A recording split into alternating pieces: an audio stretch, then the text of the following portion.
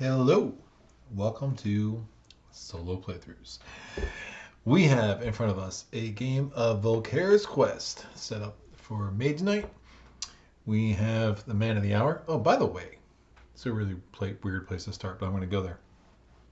If you have a miniature that has a very strange bend, the hot water trick really works. When I first got this mini, like no joke, his sword was like wrapped around his head. I thought it was like a quill feather at first. I was like, what the hell is that?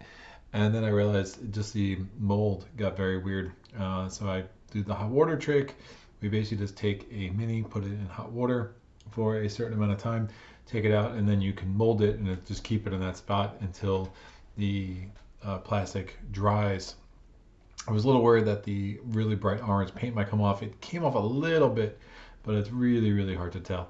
So I really am a big fan. So that's about that. So I did randomize who I was going to be. There was only one of two I have not done on this site so far. So we were now to the very friendly reputation, influence, recruit everyone and their brother Norawas, and this dude who honestly is known for just having a really crappy mini.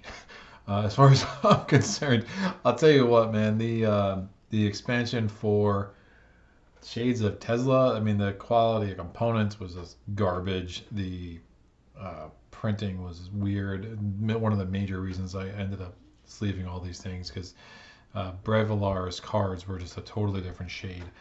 Now, again, all that's been fixed, I'm assuming, in the Ultimate Edition, but yeah.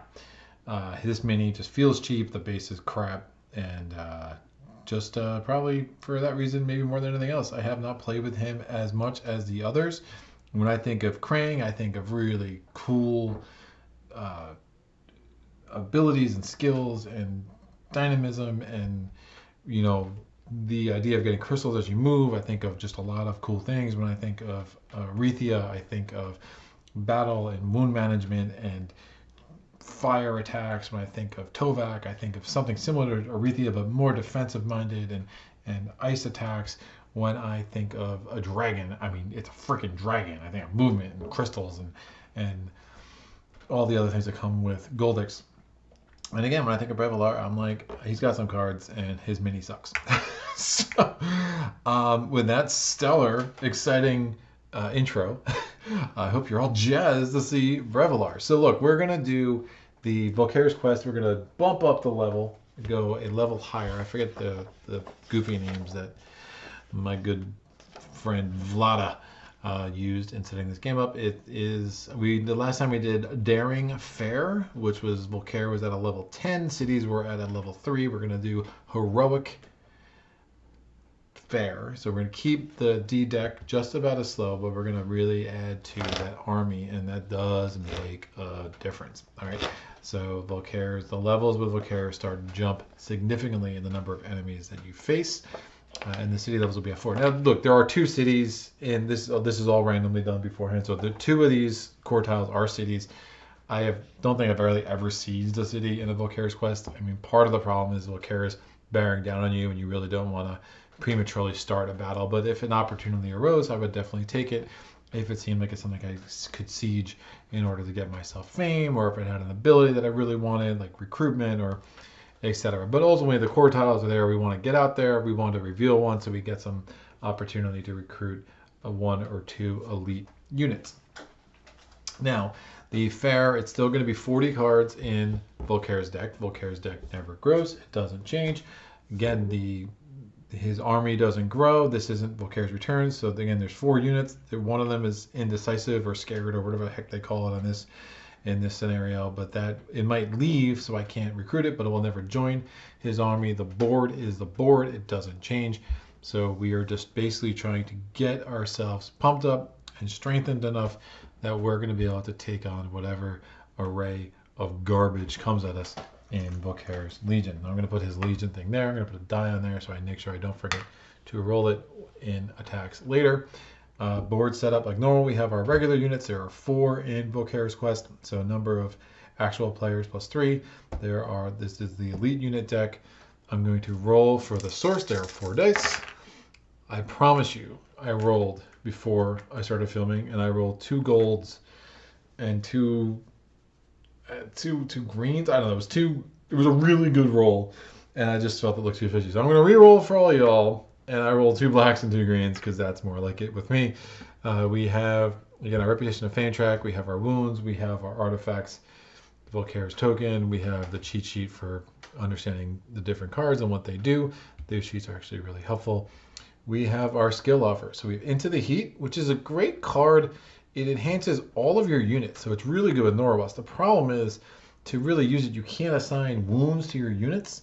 And in some of the bigger battles, I mean, that's like next to impossible to pull off. So I like it, don't love it. Chivalry is a great card. Probably be the one I'm going to get, assuming I level up this first day. And if I don't, we got some problems.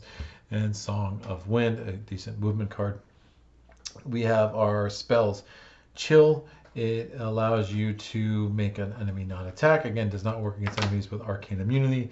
We have Expose, pretty strong, and you saw the power of Whirlwind / Tornado in my playthrough as Golix. So we're going to set Volkare's deck. So we're going to take the 4 cooperative skills, so skills 17 through 20 from the base game. We're going to put those in with 20 wounds, and then we have this, and we randomly chose another player. And the player we randomly chose was Krang. So that means the skill offer will have access to Krang's skills, and that means that the 16 cards to round out the 40 cards in Volkare's deck will be comprised of Krang's B deck. But it doesn't matter because it doesn't matter. It's just basically all we need is, we just needed 4 cards of every color. So we have all of the movement covered and the red actions covered for this scenario. So we can set aside the tokens for Volkare's attack. I am going to need to look at my cheat sheet. So a level 10 Volkare gets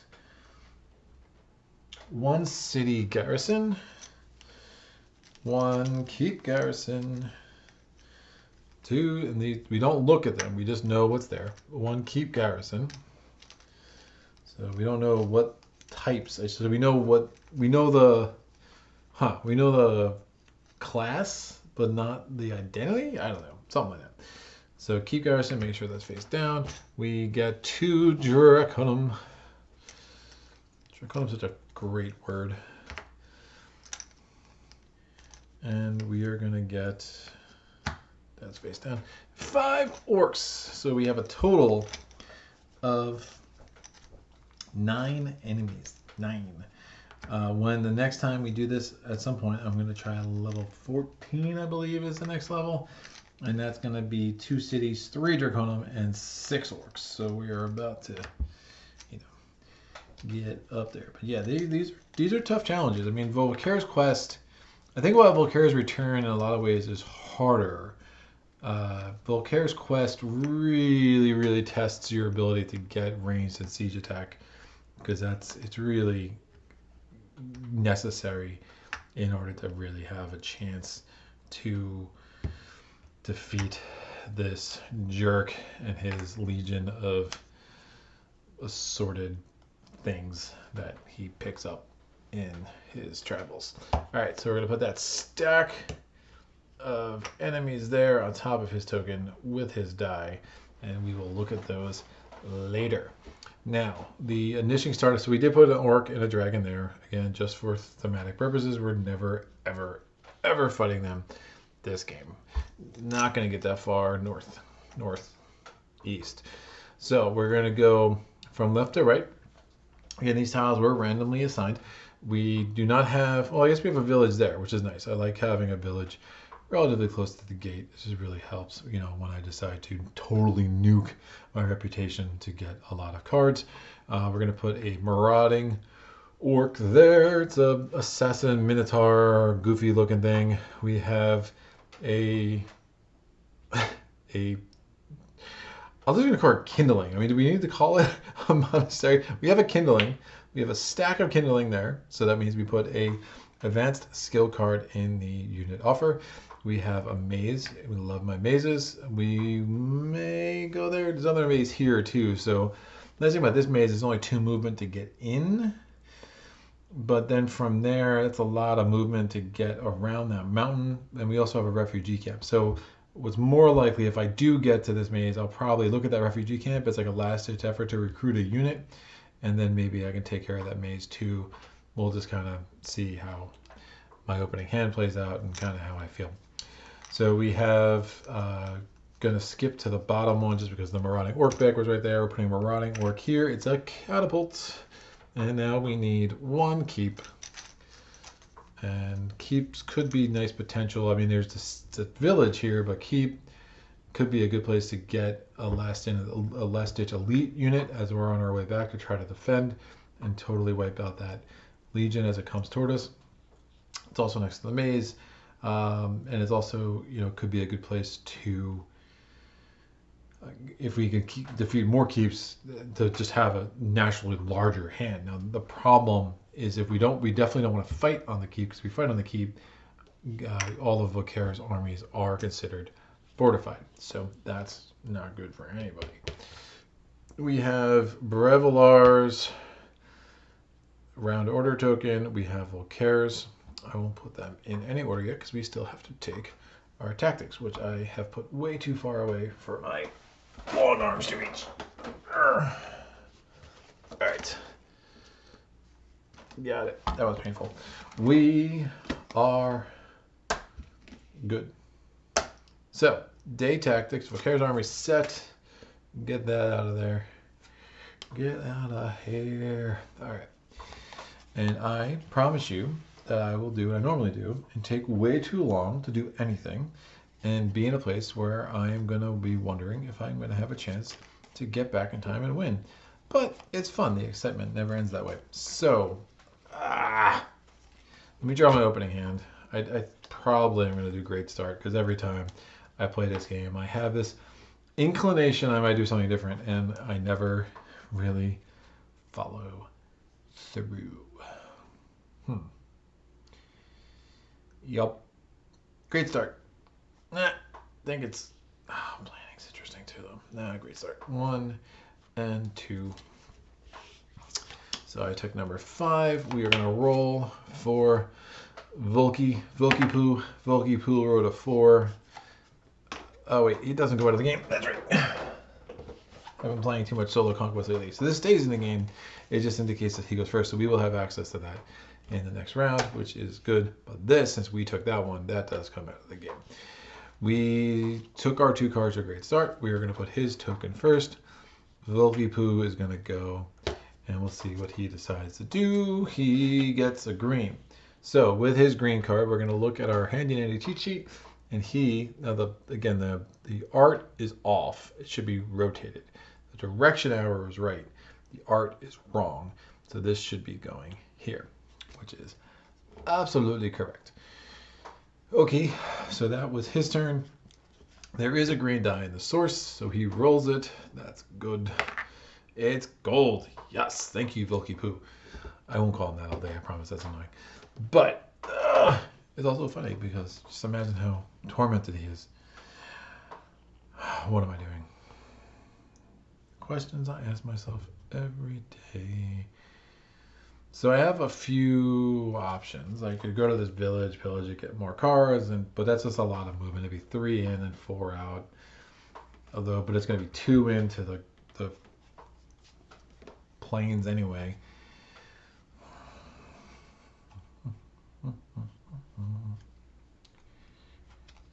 All right, let's get this party moving. I'm going to just need to move, and I don't know if I really want to pillage this village so much so early. I mean, I do because it's me. That's what I do. But we're going to use the green to power concentrate, to power stamina. So concentration gives us the stronger effect of the card that we play, +2. Again, when it's when you're playing with good old Goldix, it's the +3, and whatever, it's something will. But concentration just gives all us mere non-dragons a +2. So 1, 2, 3, 4, 5, 6. That allows us to reveal this keep and see the garrison. It is of course, naturally, a guy with 5 physical resistance because everyone has 10 attack the very first turn of the game. Yowza. What is happening with this garbage? Wow. I literally don't understand how I'm supposed to get 10 attack. I wish I still had concentration back.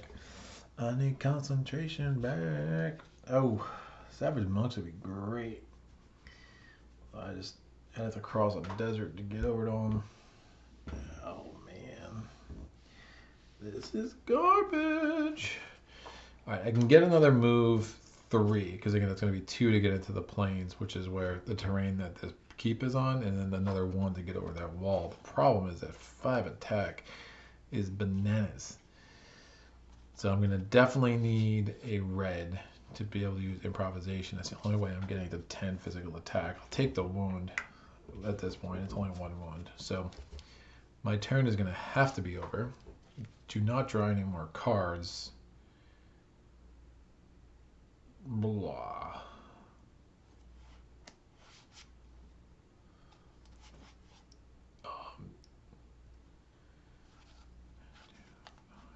I mean, I would need every card in my hand. Shoot. Because I can't do anything, if I just stay there, it doesn't help me. So I'm going to, because I'm not going to be able to get in there and then get 10 attack.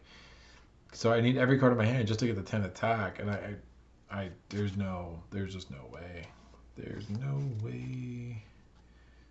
Because I can't get move 3 and 10 attacks. So since that would just be an utter waste of turn and time, again, you always want to be doing something in this game. So I'm going to keep improvisation because it could definitely come in handy in case I want to. I might just recruit the Utum Guardsman, and I'm going to move this 3 to go. And I don't know why I turned that sideways.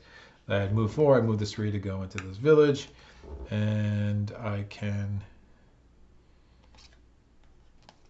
reveal this. It's really inefficient turn, but just got unlucky with that first enemy there. Just something needed 10 attack is it's not what you're expecting to see. I'd rather something giving me more wounds because I could always take care of the ones later instead of that. Or, well, here's the other idea. The other idea is I spend that 4 to go get something in those mazes.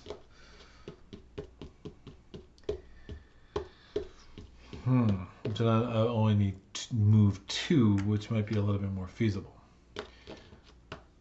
And then I don't have to worry about pillaging the village and wasting all those move points to go in and then back out. So it would basically be wasting, instead of just moving 4 here, I have to move 3, then 4. So it's 3 more movement points. That's going to be pretty clutch. All right, I'm just going to move 4, go into the maze, see if I can't pick up some movement to try to get a spell or an artifact, and either way, even if I can, it's only 2 movement in to potentially siege that keep. So I'm gonna re-roll this die. It is another gold, which is strong. So even if Volkipoo takes 1 of my golds, I will still have another.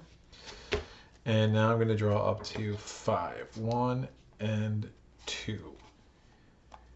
Interessante. Okay.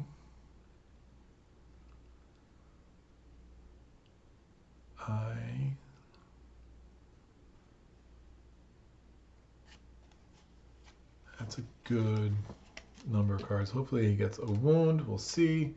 He gets a white. So he's going to move this way now. And since he rolled a white, he is going to roll 1 of my die. It's blue.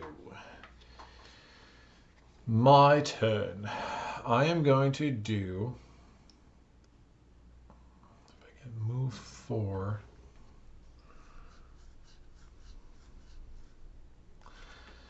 Attack 6.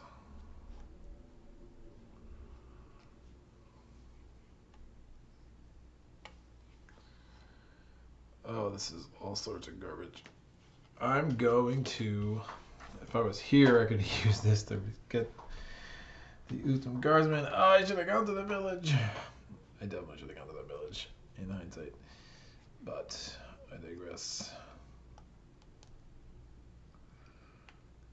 I can use improvisation to get move 4. But then the only attack I would have, I would max out at attack 7. Which against most of those guys is enough.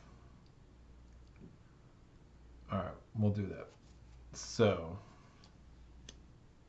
I max out at attack 6. Yeah, it would.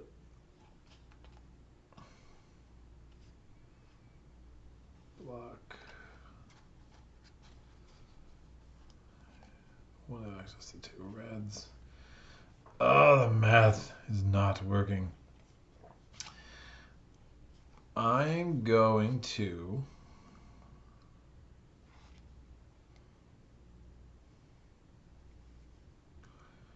think what else is in my hand. I think I'm gonna need a strong movement card. It's not improvisation. Because the fact that it's making me burn 2 cards just to get to move 5 is what's killing me.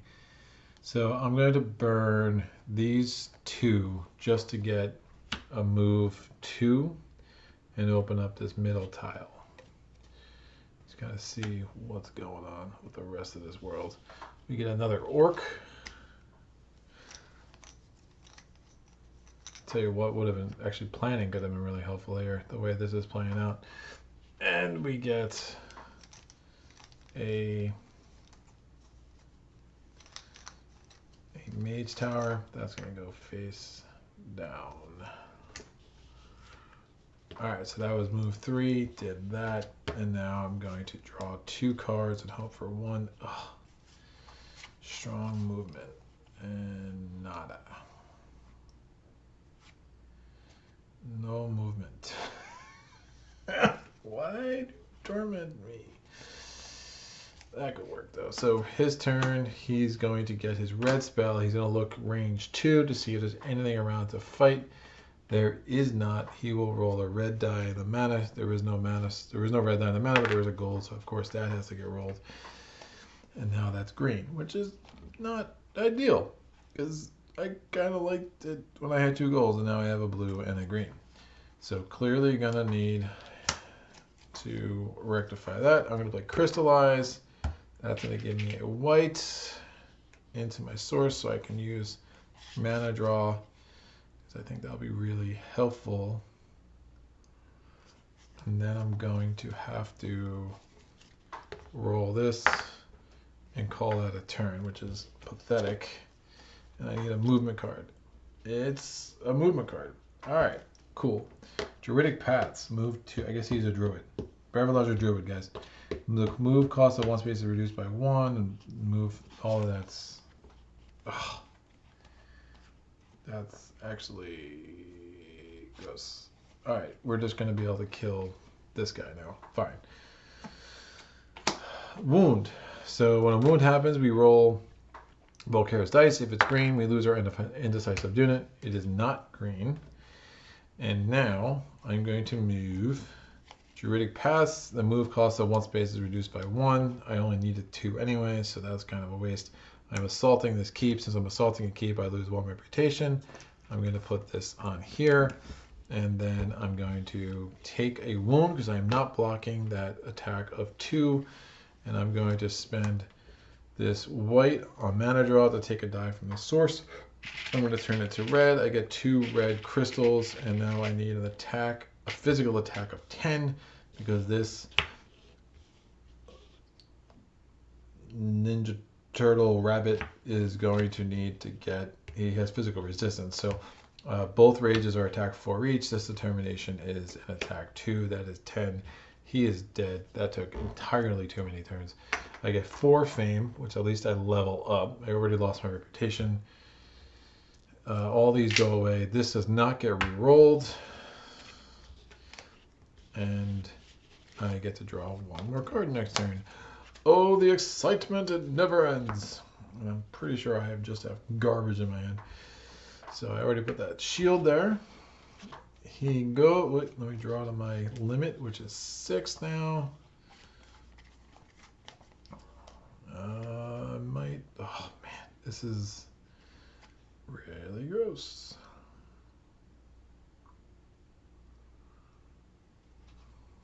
One with the land. I mean, the crazy thing is, like, the pictures of Braevalar make him look like this stocky, cool. I mean, dude, look at that guy's beard. I mean, if you guys seen my beard in the top 10 video, you would know how much I love a man with a beard. But jeez, like his thing, he's such a weenie. What? Who? Ugh, gross.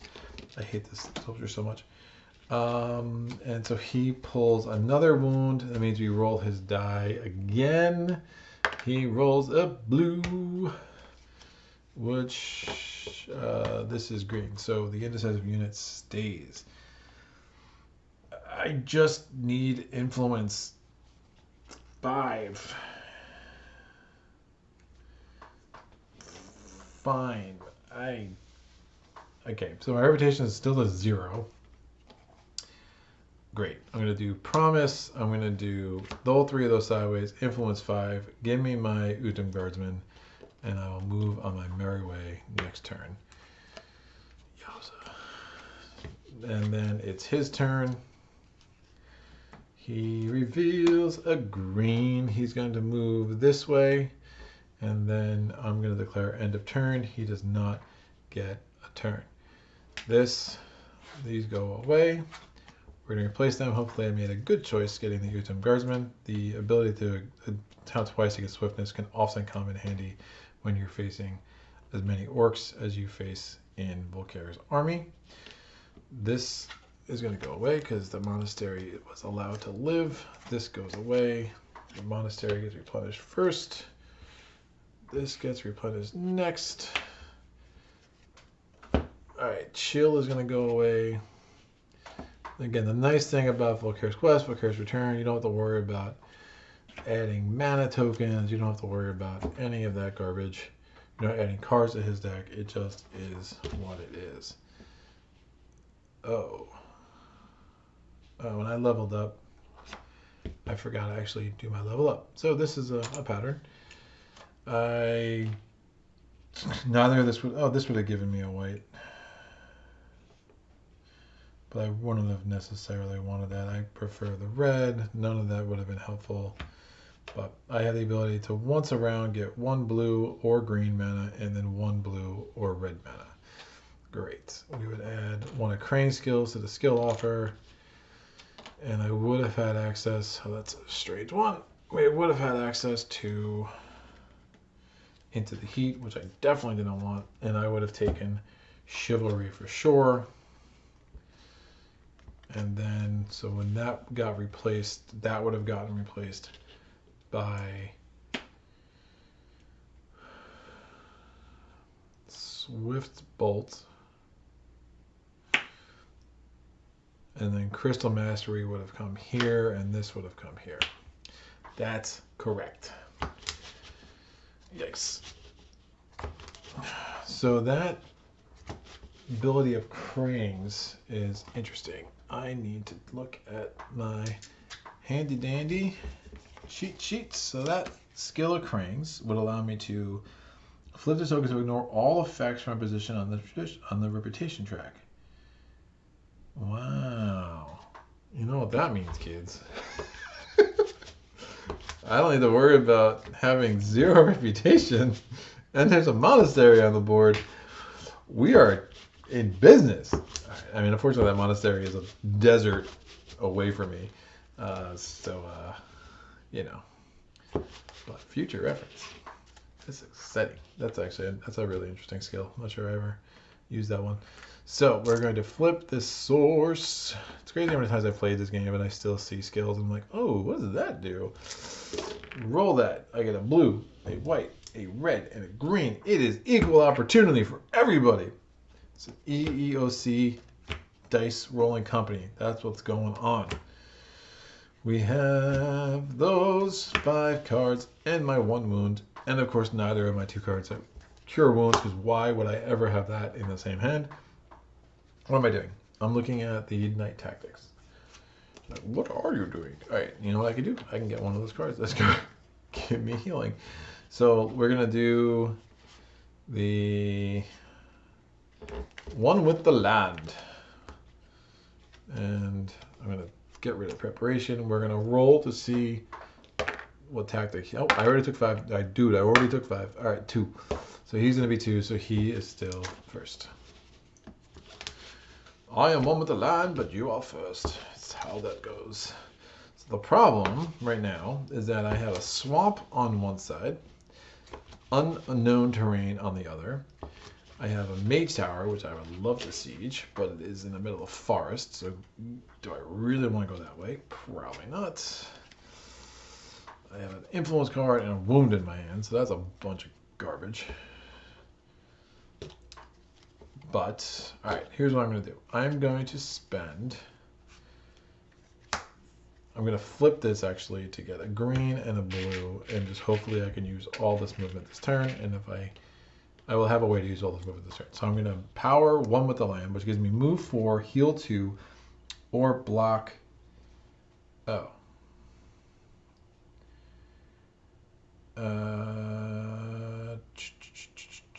That wasn't the kind of... Those commas are important. I'll take the move forward. That's fine. Yeah, that's fine. I have another... I mean, I still have Tranquility in my deck. Probably would have taken that. Yeah, let me take Tranquility instead. Because that I thought it would move 4 and heal, but that's not... It's not like the Walk in the Park advanced action. Tranquility... Oh, it was the bottom of my deck. Yeah, that we switched that out. Reading is hard, kids. Those things like commas. What's that? Shoots and leaves. Pandas eat shoots and leaves. Oh, fun with grammar. Or, what's the right word there? Punctuation. I guess that's good. Is that grammar? Oh, somebody tell me in the comments if that's grammar or not. 1, 2, 3, 4, 5, 6. All right, take 2. We're going to play Tranquility. We're going to heal that 1 card so it doesn't clog my deck. It doesn't clog my hand for the entire round because that's garbage. So now I'm not going to use my skill, so I refreshed that. I'm going to do stamina 4, and I'm a little risky to power it like that, but I will be able to use it one way or the other. So I'm going to now flip this with the first 2 movement points. Oh, I actually should have 7 cards in hand because it's 5 for my hand limit, plus 1 for the key, plus the 1 for the preparation. So I'm just going to take the top card because it's all random. And I got Druidic Paths anyway. That's hilarious. And sad. So, alright. So I ended up with Tranquility and Druidic Paths in my hand. And there's no way to recreate that, so I'm not even going to bother. But so ultimately, I would have had 7 cards to start the turn, including the 1 wound that I healed. And I took Tranquility using preparation. I'm going to do the move 4. I'm spending the first 2 to flip this. We have an Orcuation. The problem with that tile, which I love on a lot of levels, is that it is cut off from the rest of the known universe. So there's an orc there, and there's a ruin, which is exciting, and there's a mage tower, which is only on plains. So all of that is good, but this double lake is a problem unless I get something that lets me move across lakes. And I don't see it.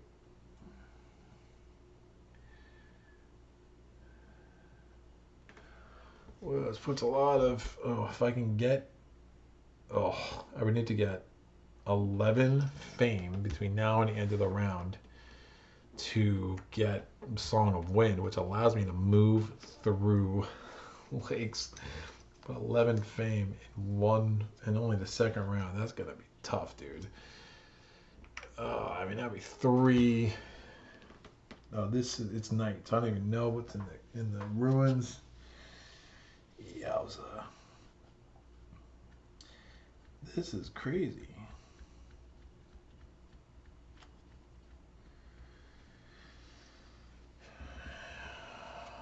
I have 2 more movement.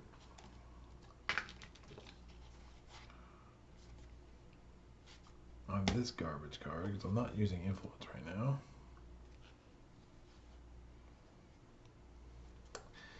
I could go back here. Try to siege that.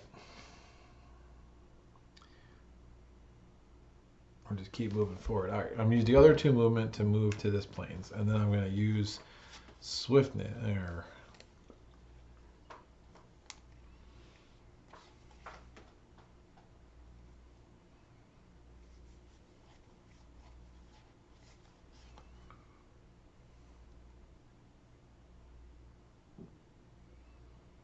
Oh, never mind.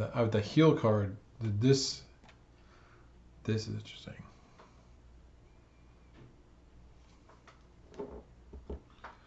40 use a die from the source.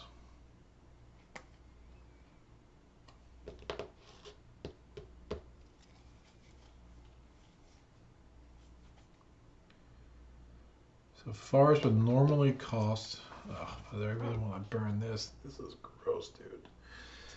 All right, I'm gonna play.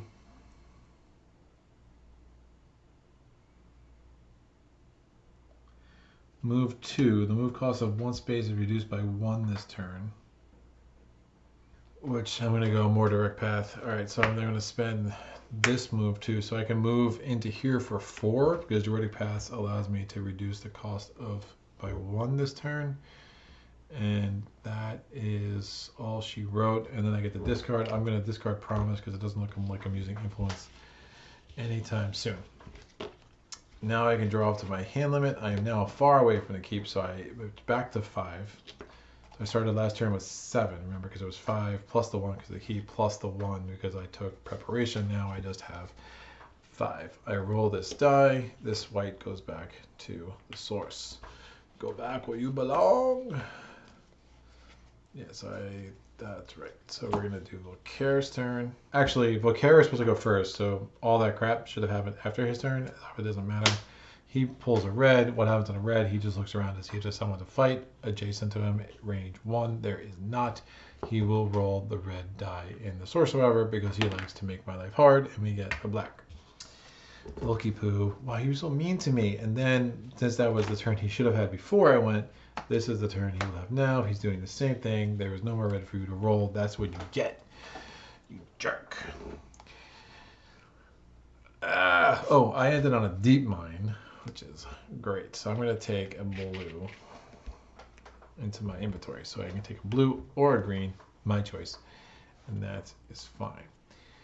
I'm now going to have a lot of white cards. So I'm going to play Crystallize, take a mana from the source, and I can take a crystal in my inventory of that color.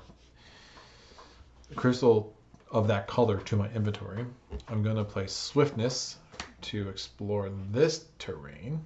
What do we got? We have tons more forest, Bob. Man.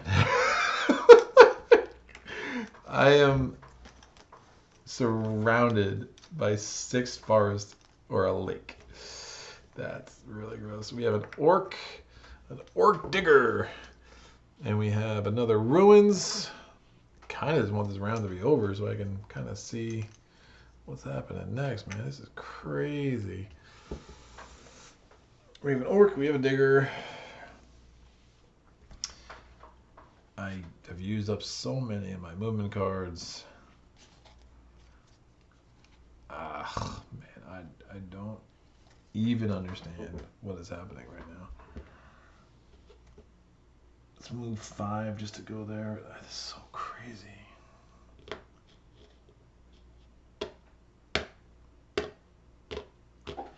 Alright, I'm going to end my turn there. I'm going to take a green to my inventory because I'm still in that stupid mine.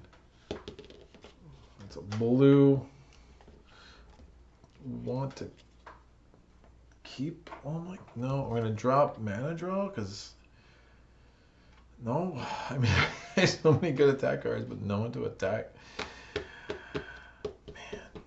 Man. Okay, I'm gonna draw 2. Give me a movement. Ugh, I burned up all of my movement. I'm almost sure of it. Almost sure of it. Wow. His turn. He has a wound. He does nothing but roll to see if he can't take those indecisive peasants away. And he does! They run away scared. Bye, peasants. You cowards. Yowza. Alright. Well, I gotta burn some cards because, you know, these two rages are useless.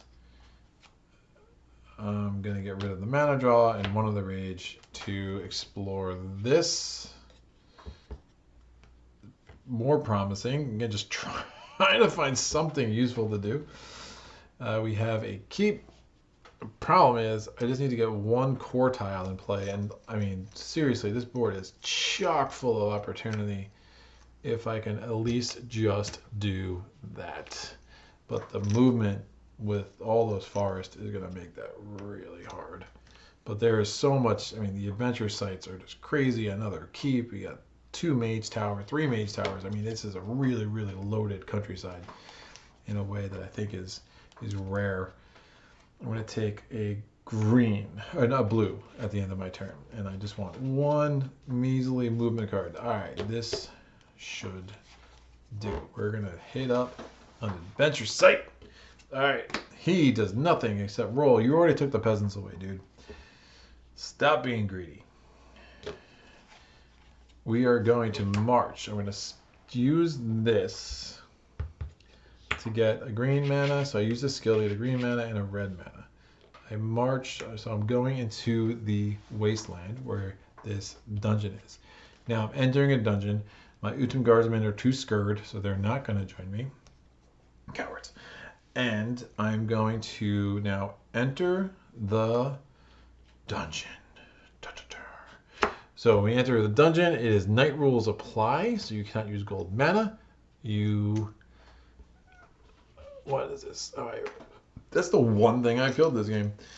We're going to pull one monster. Boof. She's so ugly. We are going to spend the green die from the source to power determination. They give me a block 7, so that blocks her. I don't have to worry about her power allies. And now I'm going to power the white chivalry for an attack 4. And that's going to give me a +1 reputation and +1 fame for each enemy I defeated this turn. Her fame is 5, so I get +1, so I'm going to get 6 more fame, which gets me up to 10, because I was at 4. So it's either attack 6 or attack 4 and reputation +1 and fame +1 for each enemy defeated by this attack 1 enemy. So I was able to use the power. So I didn't use this red mana, but I thought that opportunity for 1 extra fame, 1 extra crystal, especially, and 1 reputation, especially the way this game's been playing out so far, that was worth it. So I'm going to clean up my area. I already got my fame reward, by which Medusa thing, whatever the heck you are, that is a black. These are all going to go here. Now, I will get my reward. So I'm going to put a shield on that adventure site. No one else can go back to it. And I'm going to make sure of this. So I'm going to roll a random mana die. It is a blue, which means I get an artifact, and we know how happy artifacts make me. So we get 2. We get, wow, that's creepy. The Amulet of Sun or the Amulet of Darkness. They're like mirror images. The Amulet of Sun, you can get a gold mana token. If played during the night, forests have their moves cost reduced to 3. You can use gold mana and reveal garrisons and nearby fortified sites in ruins as if it were day, and then you can get 3 gold mana if you break it. The Amulet of Darkness is you gain a mana token of any color if played during the day. Deserts have their move cost to 3, and you can use black mana as if it were night, same as their basic effect, except if you break it, you get to use 3 mana tokens of any colors instead of 1. Amulet of the Sun, I think, is a little stronger, and I have so many freaking forests right now that I think that this makes some more sense. So I'm going to put this on the bottom of the artifact deck. It's interesting. Obviously, it can be very effective in the right moment. Also leveled up in that I have another command token available to me. And now I'm going to draw up to 5. 1, 2, 3, 4, 5. Garter 8. We're going to do Volkare's turn. He gets a wound. He already did his thing, so who cares? I'm going to now, how much movement can I get? I'm going to get a gold mana token. It's played during the night. I can use gold mana, which is exactly what I want to do.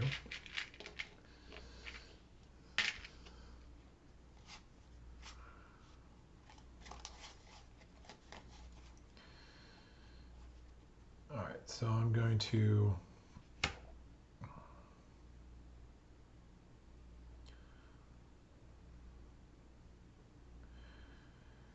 move 6.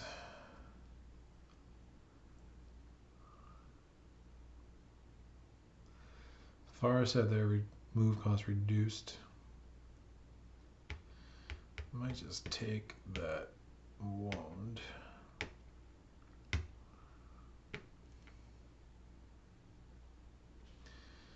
Let's move 4. That's move 7.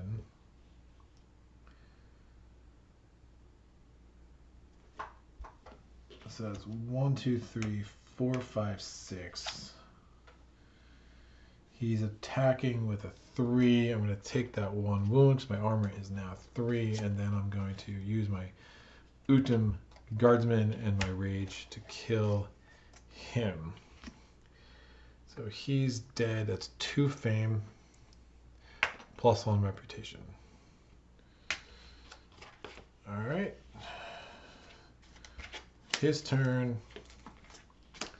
He moves white 2 steps. The spell just doubles the basic effect, so he's going to go 1 and 2. Yowza.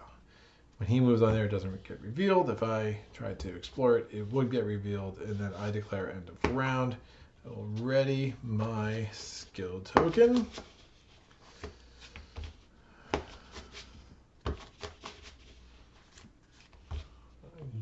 I really am just going to try to reveal 1 core tile and then just have a field day down here.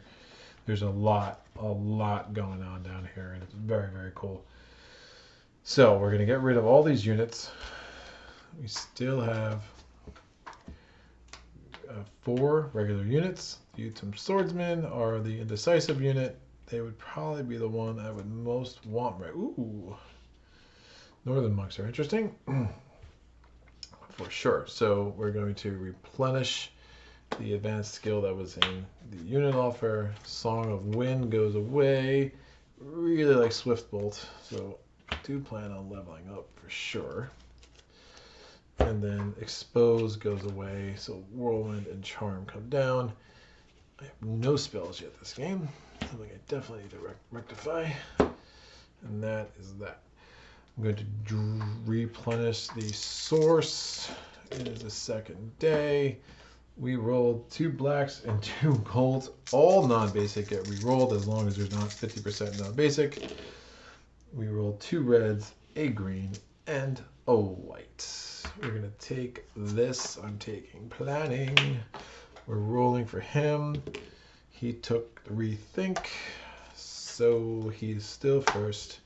And this time I'll remember to make him go first. He's going to roll. He pulled a wound. He rolled a blue.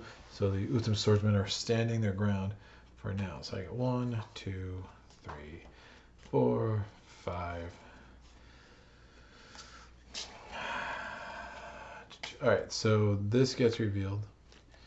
So that's an orc and a monster for an artifact. And this Utum Guardsman gets refreshed. So that's a keep and a monster for an artifact. I'm liking the orc and the monster. Not gonna lie. So I'm gonna play Druidic Paths, which allows me to move 2. The move cost of 1 space is reduced by 1 for this turn, which is fine. And then I'm gonna play this move 2 to reveal my core tile, so I can start getting elite units. You've got to be kidding me. It's a dragon. Did not want a dragon right there. Because I really wanted to potentially go after that ruins. Wow. So first dragon's the one right next to me. Not awful. No physical resistance is a boon. And that guy. So I'd rather the guy I got. We got another ruins. And we have a red city. So a core place has been revealed. Alright, so we're going to put Volkare back on the board where he belongs. And I don't have a chance of beating that beautiful dragon thing right now. So we're instead going to play Crystallize. I'm going to use a red mana from the source to get a red crystal in my inventory.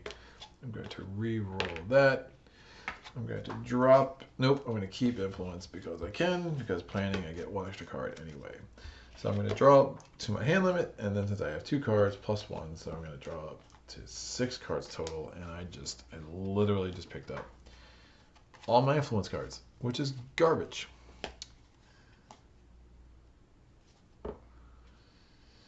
All right, so end my turn there. It's a magical glade. I could heal 1, but obviously I have no wounds in my hand or discard pile. And it is now Volkare's turn. He draws a wound. He's going to roll. Is it green? It is not. My turn. If I don't block that dragon, that's 4 wounds. And honestly, I'm considering it.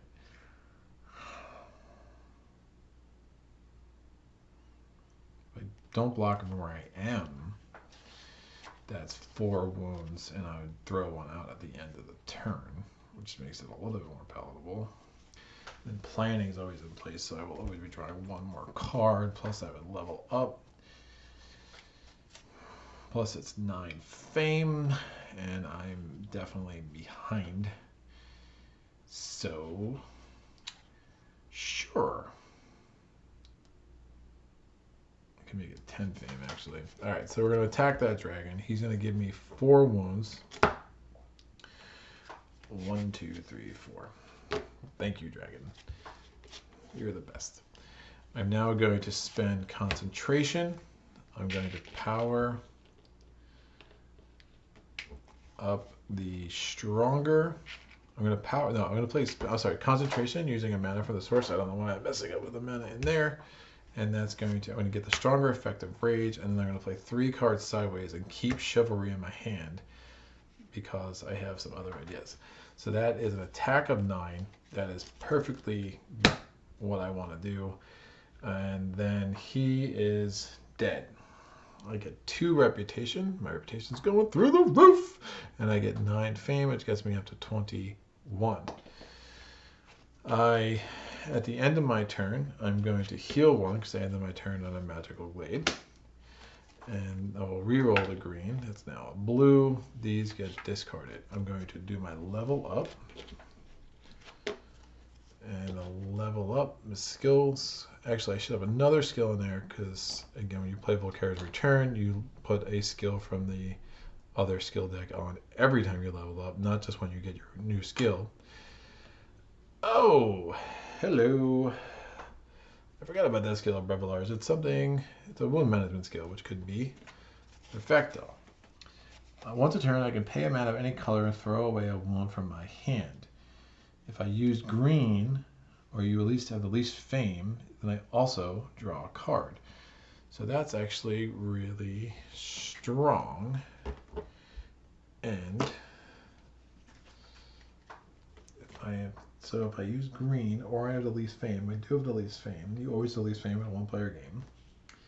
Then I also draw a card. So I like regenerate. I think that is a must. Yes, it is. We'll add 1 of his skills. Ooh, it's such a fun skill. It's a fun and very weird skill. But yeah, we might get that later. And then I really want the Swift Bolt before it becomes unavailable.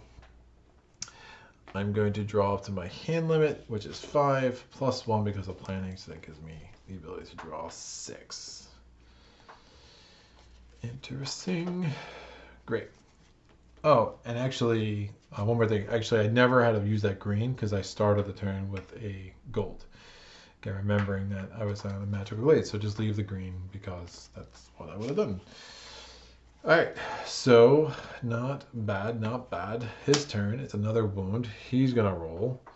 He rolls a red, so those Utum swordsmen are hanging tough. Yes, they are. My turn. I am going to use a mana. So I have a gold mana that I get. So I'm going to use a mana to throw away a card. Wound from my hand. And if I do, and it's a green mana, or I Least Fame, both would apply this turn because the gold would count as a green. I can take a card. So that's really strong. So now I'm going to discard this 3 to move into this adventure site.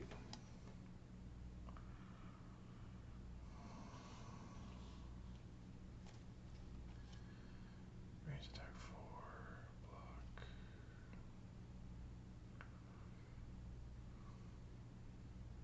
I'm going to want one more white crystalline eye.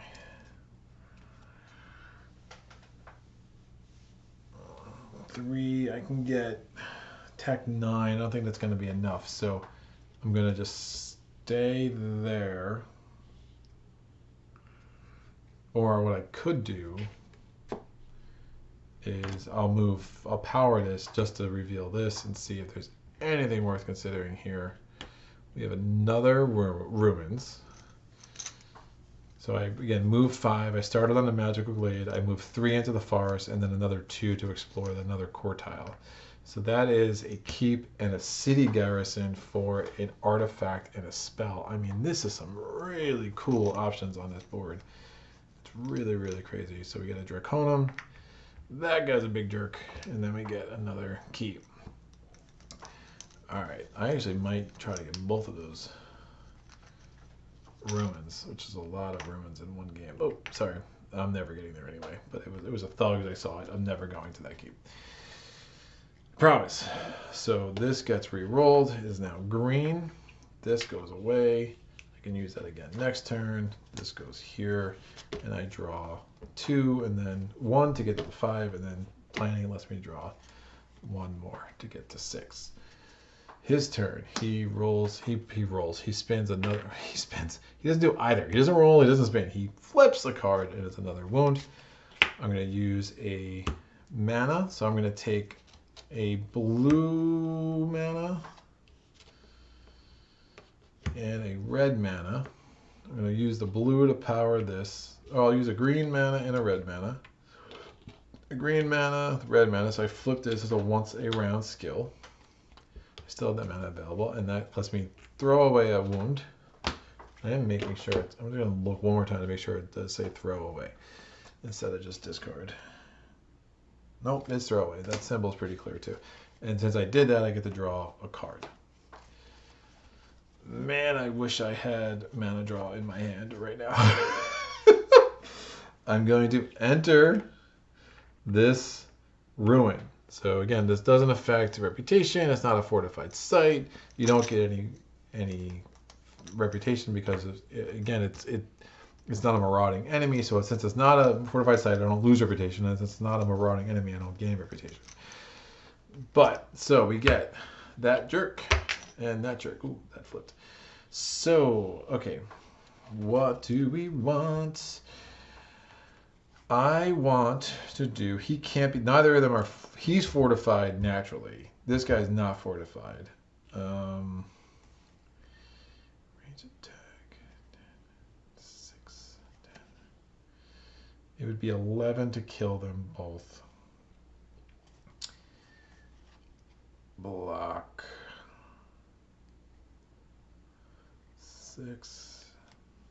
I'm just going to take 2 wounds, which is fine because I have the wound management card of wound management card. So I'm going to use the Utum Guardsman to block the guy who would be brutal. It doesn't really matter. They're both kind of garbage.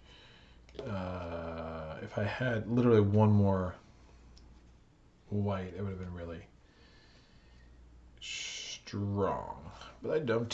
So, because I could have done a ranged attack and knocked him out before did anything, or I could have used a green if I had concentration still, but that's out. So I'm going to take 2 wounds because I only blocked one of those suckers. And that's fine. And now I'm going to spend Swift Bolt to get a white crystal. I'm going to power Chivalry. Let's attack. If I use the only attack 4, I'm probably trying to get away with that. I'm going to use this for attack 7. And I'm going to use a stronger effective rage using that red mana for attack 11. That kills 2 enemies in this one grouped attack. It's all physical attack. This guy's only fire and only cold resistant. He's not physical resistant. They only have a joint thing of an 11. So I'm only using the 4 from Chivalry, plus the 3 from Swiftness, plus the 4 from Rage to get me an attack 11. The reason why I did it that way is now I get plus 2 fame and plus 2 reputation, because it's plus 1 reputation and plus 1 fame for each enemy this attack defeats. It defeats 2. 2, counted 2. 2 enemies defeated. I'm going to put a thing there. So I'm going to get their 8 fame plus 2 reputation. So 2 reputation plus 10 fame. So it goes from 21 to 31. Those are out. And then I'm going to re-roll this die, clean up my area. There's a black mana. These go here. These go here. Now, end of my turn, we're going to level up. Yes, this goes here. This goes back here. This is, oh, no. We're going to get my reward. My reward is what? An artifact. Love me some artifacts. And about to get another artifact and a spell next turn, but that's another story. So we get the, ooh. This could work really well with the counterattack. So I get the Shield of the Fallen Kings. It's block 6 or block 2, or 2 block 4 against different attacks. Cold Fire block 8 or up to 3 Cold Fire block 4 against 2 different attacks. The bow of Star's Dawn. When you play this, discard any amount of cards from your hand. You get ranged attack 2 for each card you discard. Fame plus 1 for each enemy you defeat in the current phase of combat. Each of your range attacks this turn is either doubled or becomes a siege attack of the same element. You may also double any siege attacks. That's bananas. Okay, I love them both. I would get the sword shield if I was guaranteed that I really wanted counterattack. I'm not so positive about that. The Bow of Stars Dawn. I mean, that's that much range attack against Volkare is a dream. So I get that artifact, that goes there. Now I'm going to level up, and level up means I just get a 3rd command token, and my hand limit now goes up to 6. And since I leveled up and we're playing Volkare's Quests, we get another one of Krang's skills into the skill offer. Great. I get to draw up to 6, so that's 5 and 6, and since of planning, I get to take another one. Wow, this game is bananas. This is one of the craziest boards I've ever seen. I really like it. All right, so Volkare, wound, you woundy jerk. All right, that's a blue nothing. I had another word on the tip of my tongue, but it's fine. Jerk is fine. It's more family friendly. I am going to use the green die and the source to heal 2. I really like this wound management card, but at the same point, if I can get rid of all the wounds in the world, why the heck would I not? So that's 2, and then I do not have the move I want to do anything else. Fine, I'm going to spend a blue to trash this using this skill. And since I have the least fame, I get to draw a card.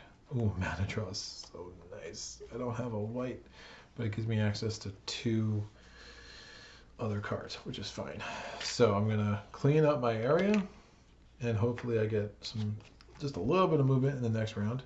In the next hand. So I draw up to 6 plus 1 because of planning. I only had no movement. It's so bad. That's gross. That's fine. I'll be able to heal all my wounds. His turn. He gets a white. He now moves onto the city. No. Yeah, he moves on to the city. That's what he does. That's what he does. He likes it there. So we'll just put the city over there for now. For movement purposes, my turn, I'm going to use my turn. Oh, it's such a strong card. Just does not use it. It's so gross. All right, let me move put myself in position to siege that next turn or potentially even wipe that jerk out. I'm going to play the Amulet of the Sun to gain a gold mana. I'll use that gold mana to get rid of this. And now I just have 0 wounds in my hand, which is probably better than having any even with that awesome, awesome card. And Volkare goes, he's going to roll the green. Indecisive unit stays, but end of round is declared. So how many turns? So we've given him like 6 or 7 turns around. There's a standard speech, too many, blah, blah, blah. I'm too slow, blah, blah, blah, blah. Okay, good. Glad we understand each other. I'm so excited about this board. I think, looking at where we're at, I think we're going to have to, where I want to do this, and then I want to move down the coast, get this keep, come out, maybe do this keep, or I can come around, end up on that village, do a whole bunch of mad pillaging, get a ton of cards in my hand, because that's going to be really important with the bow that I just picked up, and call it a day. So we're going to put this here, this comes out, these move down, this comes out. The monastery, cannot believe it's still on the board. All these go away. We're going to get 2 regular units and 2 elites. 2 regular units, 2 elites.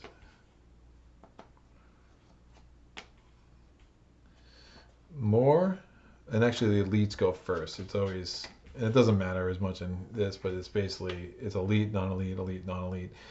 The mage, ultimate mages are the indecisive unit. That makes me a little upset. Not upset, just a little sad. A little sad.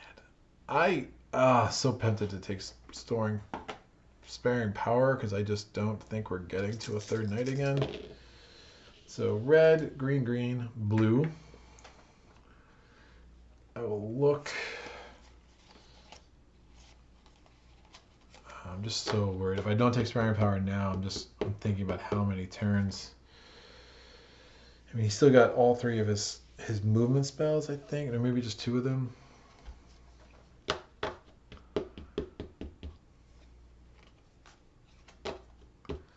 I'm going to take it now. I got to make sure I use it. So he's definitely going first because we're not rolling a 7. I'm going to take 6 cards. 2, 3, 4, 5, 6. All right, his turn. Range attack's useless. There.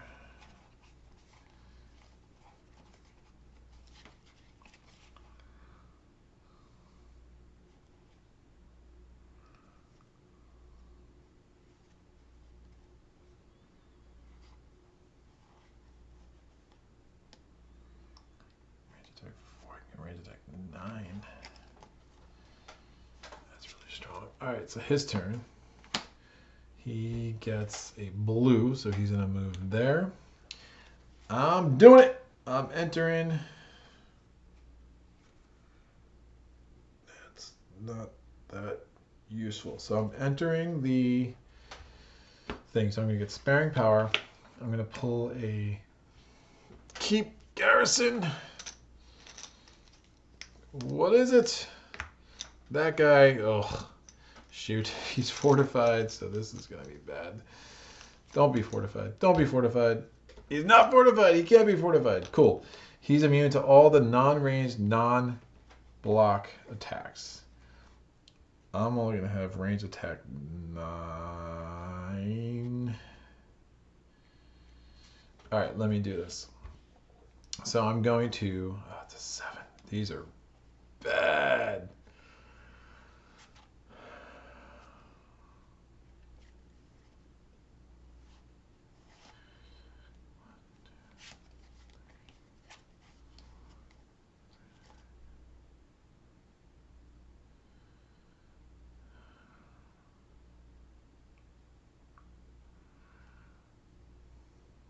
I don't want those attacks. I'm pretty sure when you enter a ruin, it's just everyone that you don't defeat just stays. Right, so that's good. That's good. I just want to defeat this guy this turn. So I'm trying to, because defeating both of them was possible, but 17 armor with only 6 cards in my hand. That's a wee bit much to ask. So since I'm just going to try to defeat both of them, I'm going to, and I'm not worried about taking a wound because my wound management is so good.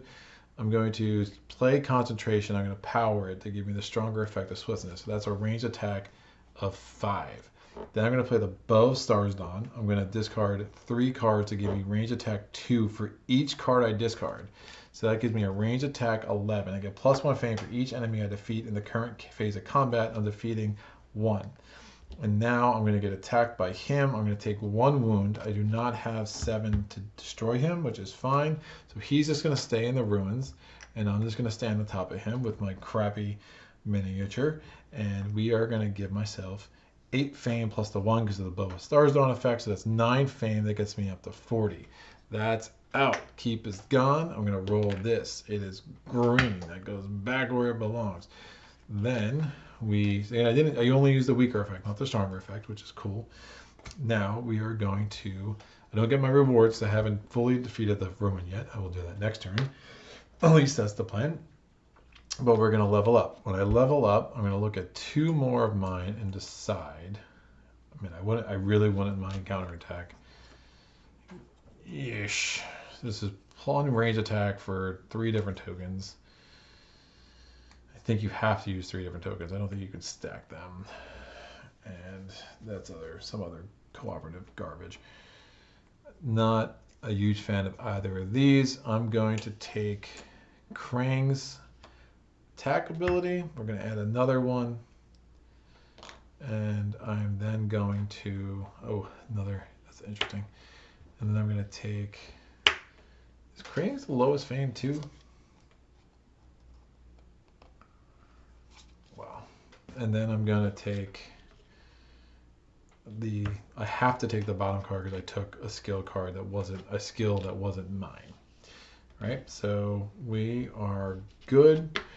Now I'm going to replenish the skill offer, and we're going to draw up to 6.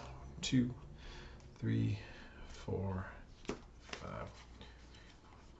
and 6. All right.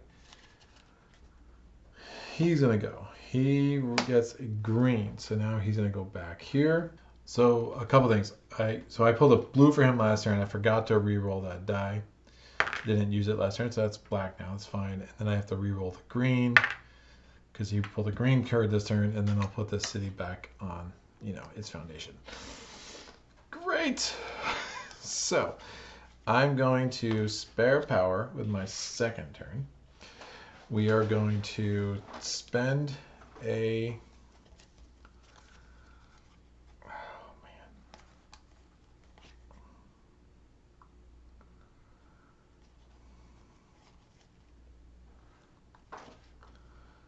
Fine. I'm going to...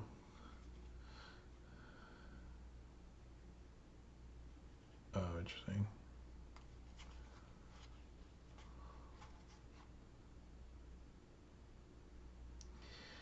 Man, it's crazy how short I am of white mana, like all game. Alright. I want to... Okay, so if I block him... Great. I just want to get this out. So let me take this. I'm going to take a blue and a red.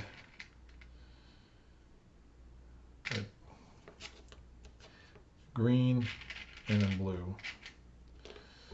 I'm going to spend 4. I'm going to spend the green to give me block equal to the unmodified, so 1 with the land. So I get block equal to the unmodified move cost. So I get block 4, right? It's a little quirky, but it will work. So I'm going to use this blue. I should have done this first. So before combat, I'm going to use this special effect.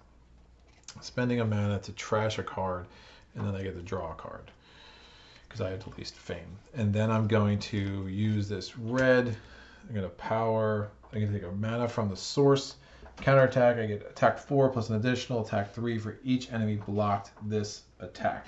So again, first I use this ability. I got a new card and trashed the wound that was in my hand from the last round. And then I blocked him with one with the land because the unmodified move cost is what it is. I didn't even use this skill. I have a million block. I have a million attack if I needed it. I have a lot of influence, which is okay. I might use it to get the thugs. Oh, the problem with the thugs is my reputation is actually +2. I don't know what to do with this. So I actually need 7 to get the thugs, but I can actually pull that off. Yikes. All right. So anyway, one way or the other, this dude is total toast, and we get 3 fame, and we have successfully conquered this ruins. I'm going to put a thing there. My reward is an artifact and a spell. Before I get to rewards, we're going to roll that. That is green. We're going to put all that mana there. This skill goes back. I have access to both of those still. These go into my discard. So we're going to do the artifact first. We get the Banner of Fortitude. Once a round, so I can heal all my units completely. Nope. Horn of Wrath. Yes. Horn of Wrath is a big time siege attack artifact. It is money. And then I'm going to take Whirlwind because we saw how good that card can be in my last playthrough. Now I'm drawing up to 6. 1, 2. So there's my 6. I have no movement. Where's my movement? I should have gotten rid of my influence. Is what I should have done. That's fine. I could kill that guy.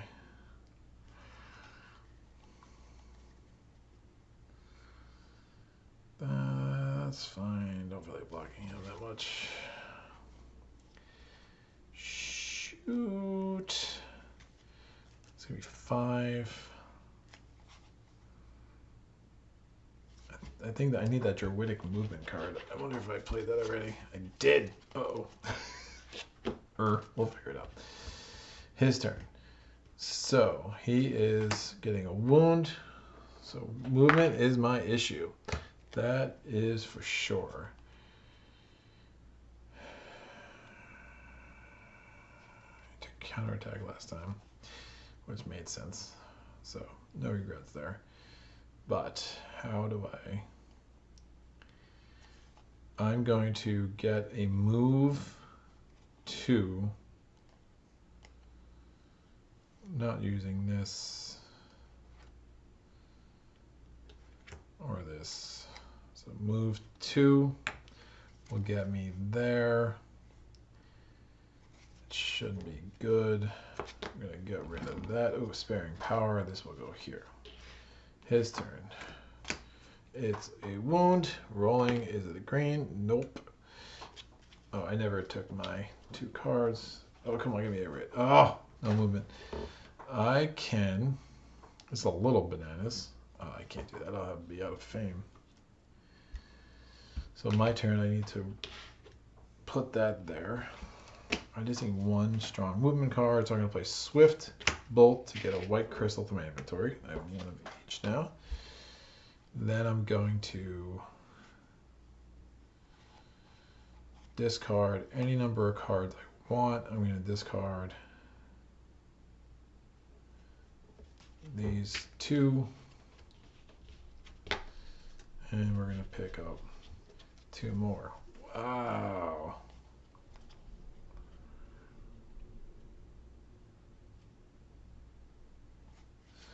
His turn. It's a double blue movement. All right, it's on. So he goes there. There is no blue in the source. There's a gold, but it's night, so we don't have to worry about that. Sparing power. I'm going to pick up all 4 of these cards. Hope for some serious movement. I get it. Cool. Cool, cool. So I'm going to power this with the 5. Yeah, I mean, I think even just the thugs aren't worth it, to be honest. They're just not. So that's fine. So I'm going to discard I'm just not going to use the influence. So that's move 5. I have that for move 9. I have that for move 13. Because I think I'm going to siege this turn. How, you say? Just watch me. So actually, the Amulet of the Sun, because I need 5, 10, 14. Amulet of the Sun gives me a gold mana. I will keep the blue. I'll use the golds for that. And then I'm going to use Swiftness for my last 2. So it's a move 5, 9, 13, because the Amulet of the Sun lets me use the gold. And I have 2 more. So I could reveal it from here using the Amulet of the Sun before I play the Swiftness. Because I have, what's it, 1, 2, 5, 10. So that's 5, 9, 13. So know what I'm getting into. Great shock troops. They can't be fortified. And if I attack them, I might as well just block them, to be honest with you. Yeah, so I'm going to move in. They are going to be attacking 5 unless I block them. I'm going to use the Utum Guardsman and threaten. That's block 5, so now I only need 3 attack. I'm not even going to need to use the Horn of Wrath. I'm going to play Determination for attack 2, this skill for an attack 2 more. It's only a 3. He's elusive, but since I blocked him, it's now a 3 instead of the 6. And the shock troops are now dead. I do lose a reputation because I seize a fortified site. So again, the sparing power is usually most helpful to give you a lot of cards for an attack, but you see I was kind of stuck up here, and it gave me all the movement to do all that plus siege a keep. And I already have a keep, so having another plus is good, and I get 3 fame for defeating that guy. Cool. So I get this skill still. All of this goes away. This card, I have 1 card left in my hand. It is the Horn of Wrath, which I might still use this turn. I'm not going to be able to get there. Nope. And Volkare's turn. Volkare gets a wound. When it rolls, it's green. Nope, it is not. I'm going to declare end of round. I don't think it's worth doing anything. I could do a 2 movement, but to give him 1 turn because of 2 movements, probably silly. And that is now that. So this hand is really strong. And I feel really good about where we're at. But again, I'm light on units. Still, I'm close-ish, but not as close as I would like to be to where he is. Don't have some of the most amazing movement cards in the world. But I think we'll be okay. So I'll be drawing 8 cards too, which is helpful. There's a 6 plus 1 for each keep. I have siege, and I own 2 keeps. So this goes away, this goes away. Down, down, over. Wait, oop. First monastery, then this. Charm goes away. Down, down, this. I'm gonna put the regular units, replace them. Give me something I can get in a keep. Guardian Golems. And, oh, the Amhotep Gunners. Amhotep Gunners for the win! Oh, she would love me. She'd be cheap, too. She'd only have like 5 because she doubles. The heroes, your reputation is doubled. Plus, she's physically resistant, which is really strong. Ooh, more heroes. They are fire resistant. All right. Wouldn't mind some influence. Would not mind some influence. Influence. Give me 8. Give me 8. Give me 8. 1, 2, 3, 4, 5, 6, 7, and 8. Okay. We are going to go to the day tactics because it is the final day. The one thing I have not done is replenished the source. 3 blacks, so we keep the blue and we just re-roll the non-basic because I did not roll at least 50% basic, and now we're good. So gold, 2 blues, and a white, which is a great, great turn.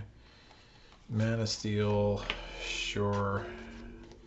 We're gonna roll for Volkare. He gets a 5. He gets a 6. I go first. Yes. I don't need those anymore because this is the last day. So I'm gonna put a blue on the card, which is basically the equivalent of being able to play 2. You know what? I've always been hurting for whites. I'm gonna put a white on the card. That's what I'm gonna do. No, I'm using a white this turn. I'm using a white this turn. Yeah, that's silly. I'm gonna put a blue. It has to be a basic color, so I can't take that gold. All right, I'm going to play. I can get both of these for 5 each because my influence. So basically, you buy as much as you can, and in buying. Oh, that's interesting. I need to look up something. Okay, so basically you figure out, I want both of these heroes, right? So that would be 18 influence. The problem is the reputation is doubled. So if good reputation counts twice, a bad reputation hurts you twice. So, but it only is doubled once. It's only doubled once during one interaction. So basically, if I was going to try to buy both of them at the same time, it would still be 19. It would still be 13 influence, 9 for one, 14 influence, 9 for one, and then only 5 for the other. Because again, +2. This gives me +4. So I would basically, if I can get 14 influence in my hand, plus that would count twice, I would be able to get both of them. There's no way that's happening. However, I could get one of them and then maybe pick up the Guardian Golems another time. I like these heroes more. The heal 4 is probably not as useful. So what I'm going to do is I'm going to power. Oh, do I just want to move? I mean, for real.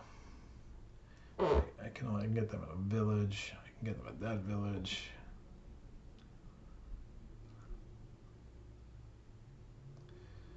Can I get, if I don't do any more interaction, can I get 12 influence is a question.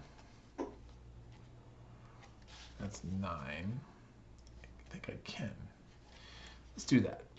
I'm going to spend 4. I'm going to spend the white mana to power that. I'm then going to spend this red crystal from my inventory. I'm going to discard. No. I'm going to play the Amulet of the Sun, which is going to give me a gold mana. So I'm going to use the power improvisation. And that's going to give me 9, 10, 11, 12. That's double. That's 16. So the Guardian, so I'm going to keep. The Guardian Golems cost 7. The heroes cost 9. In interaction where you get at least one hero, your reputation effect is doubled. So I need 16. I have 5 from improvisation by the stronger effect. The Amulet of the Sun gave me a gold. I have 4 from promise. And then I'm going to turn Druidic Path, Rage, and Mana sideways. So that's 12. Plus 2 doubled. So that's plus 4 is 16. So I can get both the Guardian Golems and the heroes. Having that much resistance is really nice. And I filled in both of my command tokens. Things are looking up. Dude, if I lose this game, it's going to be so disappointing because I feel so strong. So I only have 1 die to roll because I still have a blue on the Mana Steel card. And we're going to then put this here. And I'm going to draw up to 8 again. 1. Ooh. So that Mage Tower is still in my way. But I should be able to seize that next turn. 1, 2, 3, 4,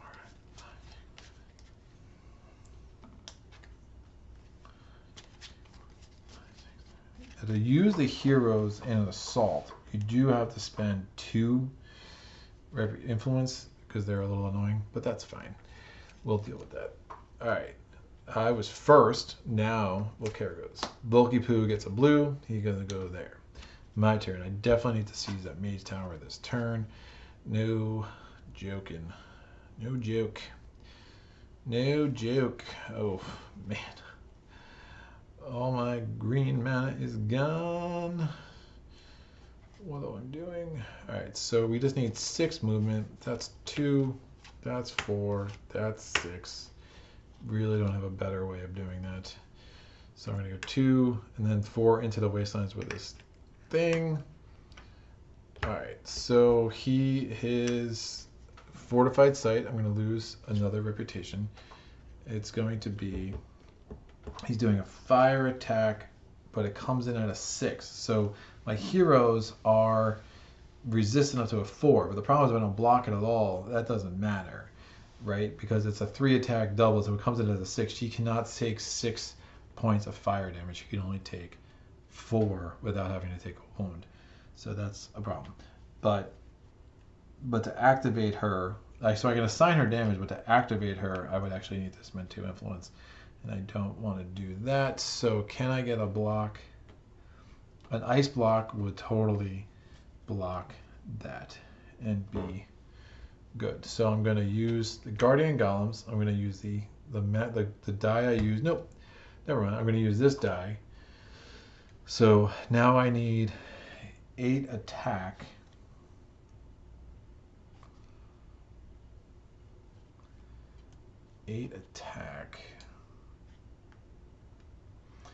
Because I need physical attack. Or do I want to do that? So I need 4. Yeah, this is a rough.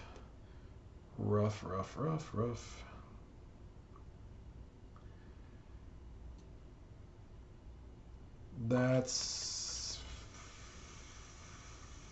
fine.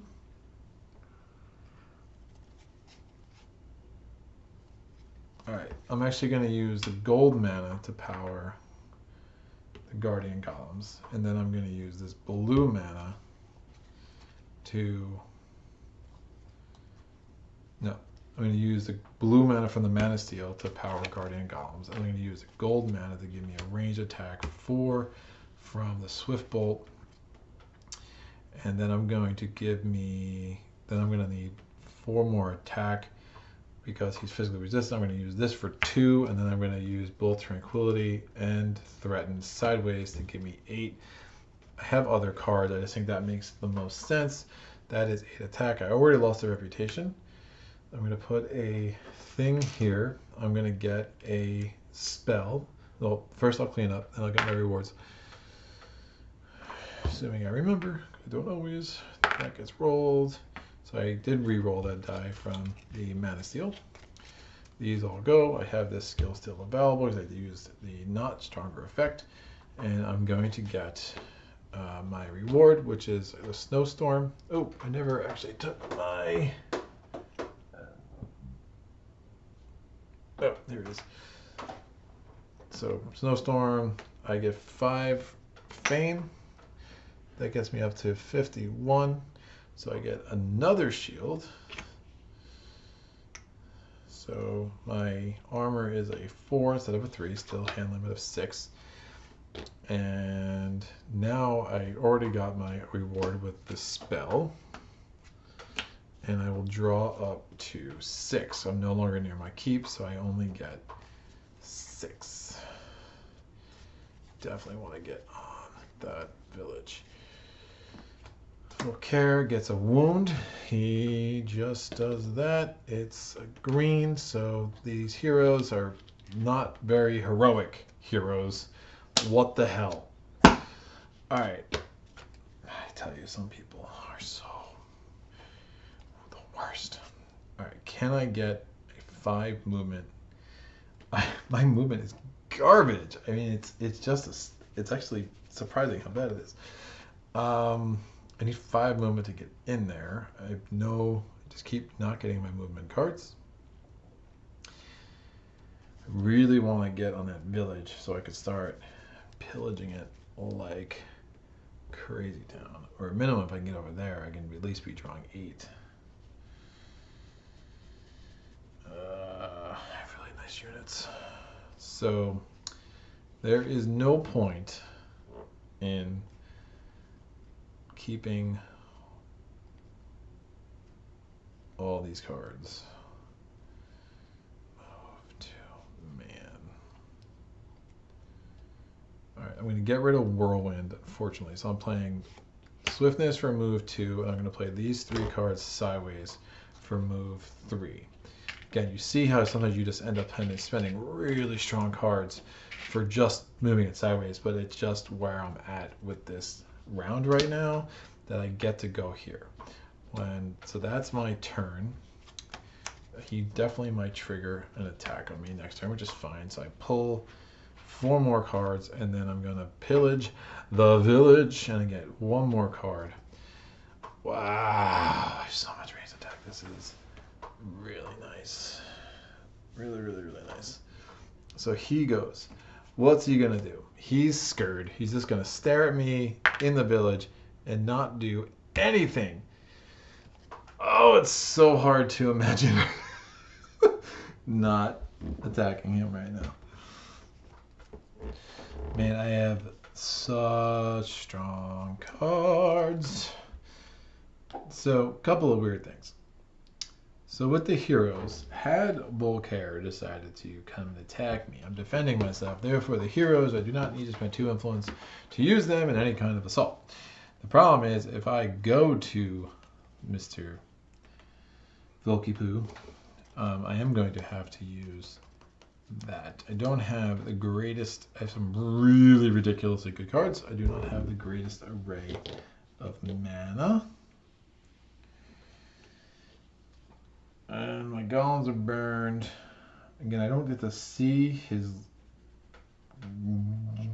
joke of a legion until I start the attack. I'd have to move 4 just to get into where he is. Blue.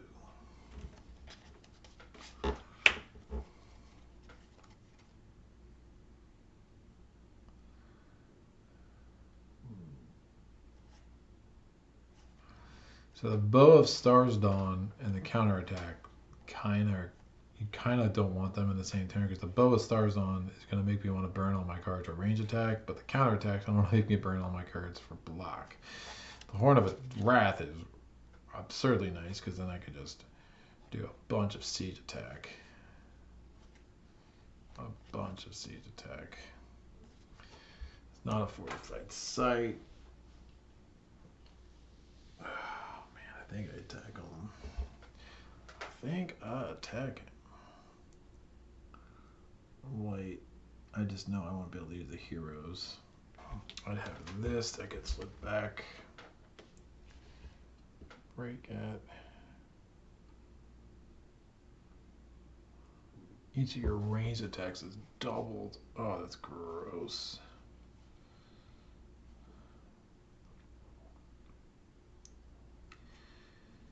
The only thing that would make me happier is if I had the 2 the heroes, but I wouldn't be activating them, but I could still use them to assign damage to. So, I think I've talked myself into it, kids. Ranged ice attack. Basically get siege attack. Million.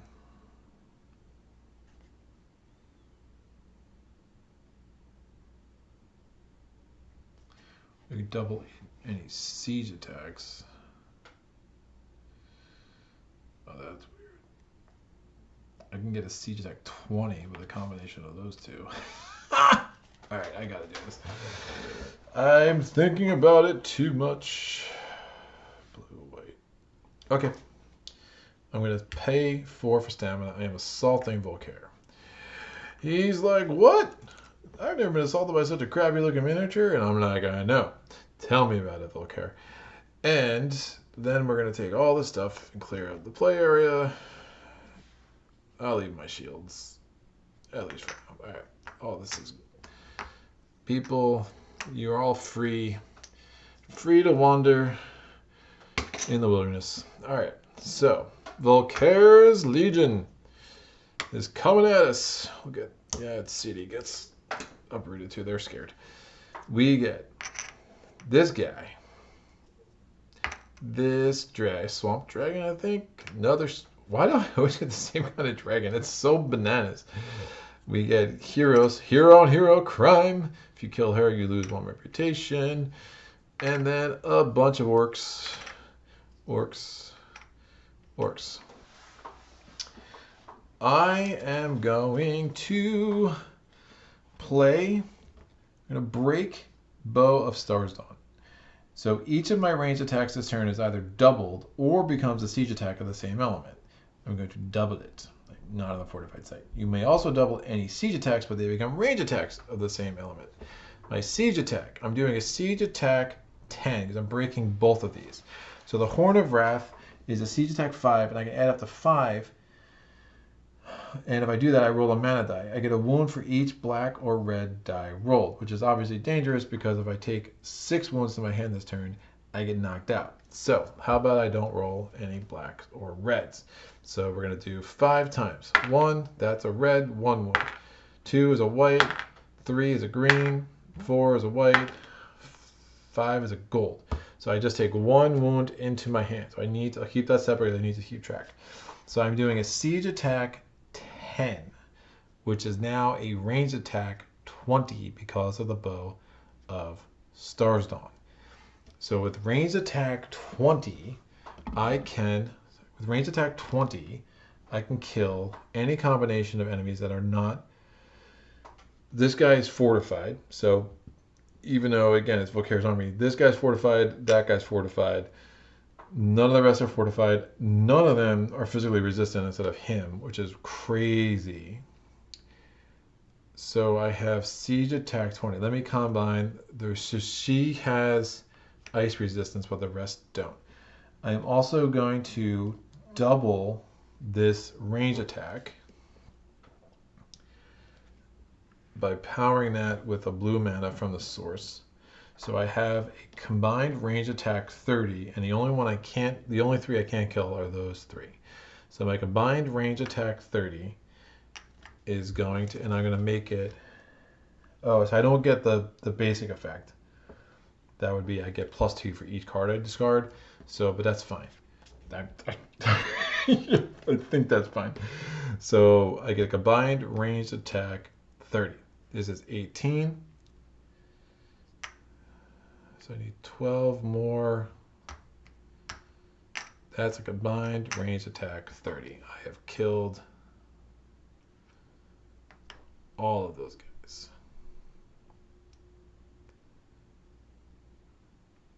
Yeah, I think that's the right move. They're all dead. Volkare and his puny army. Oh wait, I have to roll a die for this jerk too. So we just have 4 left. I'll put them up there. My combined range attack 30. I think it was the right move to attack this turn. I don't know about you. Alright, combined range attack 30. I have killed 5 of Volkare's 9 tokens. Like, they were nothing. They were mere twigs in my way. We are now going to do the following. I am going to... I still might get that. Nice. Alright, let me see the wound. The wounduation. So this guy, the Volkare's attack is a fire attack 3 brutal, so that would be 6 points of damage. That would be 2 wounds to my hand.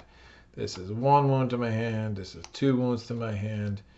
This is 1 wound and 1 wound because there's a double attack from those heroes. And this is 1 wound. Now I can only take 5 more wounds into my... I can only take 4 more wounds into my hand because if I take 5, I am a gunner. This is assassin, so I have to assign that to me. So the rest of it, he's physically resistant, so I can assign this damage here and not have to worry about it. Right, so I can't activate the heroes without spending the 2 2 points of influence, but I can sure as heck assign damage to her, right? So, so she's only fire resistant. None of these are fire attacks. It's kind of gross, but that is fine. I'm going to assign one of these. Let me think this through. So I'm going to use Utham Guardsman to block somebody.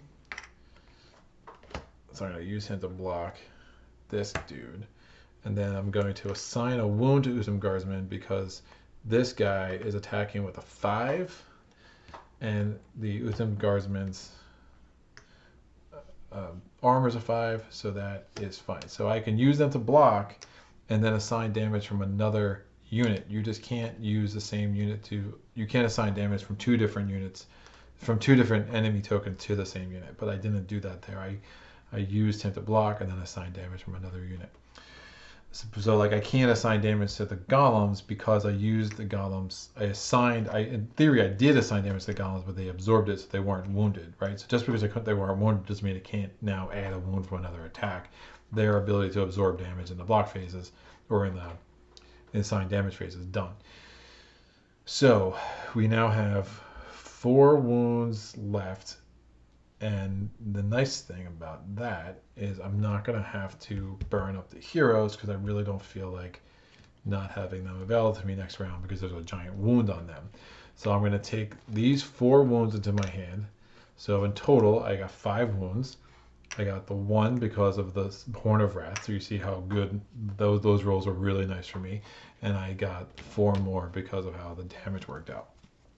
Now, I am going to try to see if I can get up to 14 damage. And remember, I just blocked the 1. I definitely just blocked the 1. So I can get 7 attack because of this guy. So it's 4 damage plus an additional 3 for each enemy blocked this turn. I only blocked this guy and I blocked him using Braevalar. Right. Yeah, so I killed 5 of the 9. Right. Now I'm going to be able to power Chivalry. That's 13. And then I have Rage. I can't power it, but that's 14, 15. And then I can flip this. So the 14, 15 is enough to kill this guy because he's got physical resistance, armor 7. So that's at least enough damage to do 15 damage to him. So he's dead. And then I can use this skill, flip it over, and I will kill the heroes, which makes me lose a reputation. So all Volkare has left is 2 weenie orcs. How do you feel now, dude? You are toast. Cool. The heroes are still ready for activation. Next round, I'm going to get... So I broke both of my artifacts, so they are out. I'm going to get 8. Plus 3 is 11. Plus 2 is 13. Plus 2 is 15. Plus 7 is 22. Plus 7 is 29. Plus 5 is 34 fame. Boom! It's raining enemies. All right, so 34 fame gets me to 85.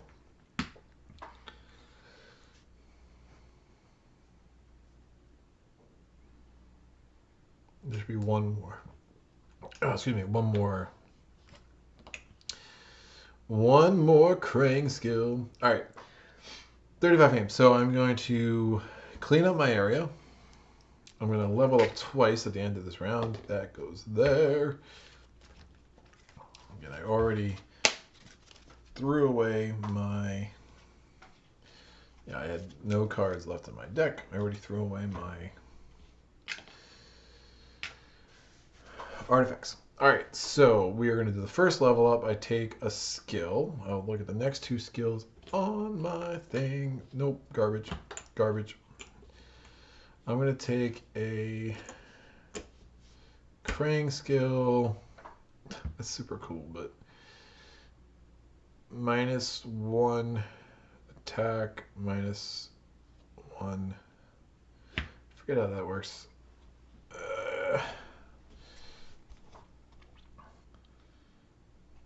Right. This is reducing armor. Fine. I'll take Crank Skill. I'll take Path. No, I don't want to do that. These are both garbage. Sure. Fine. Actually, no, it's better than I realized. I forgot there was an attack ability on there. And I'm going to take the Shield Bash. Also seems like garbage, but that's fine. And then the second thing I get to do is put another thing out. So I'm going to have 7 cards. Since I defeated more than 2 of Krang's units, he is flipped over. On his turn, all he does is flip back over. I declare end of round. We're going to the last night. There's a cold night. Whatever the words are. Someone who knows lyrics, put them in the comments. That goes there. This goes here. We are going to put 2 elite units out. And again, the reason why elite units have to go on top is because those are the indecisive units, and that's part of the fun, is trying to hope that they don't get taken away. Now, it's only 1 in 6 times they get taken away, but there's enough wounds in Volkare's deck that it definitely happens. This should have been replenished, and this will come away. This goes down. The monastery has survived this game. Someone call Guinness, because that doesn't happen. Put this day on the calendar. Call to arms. Who needs you? We're good. Good without you, Gold Arms. Good without you. This was some really cool terrain.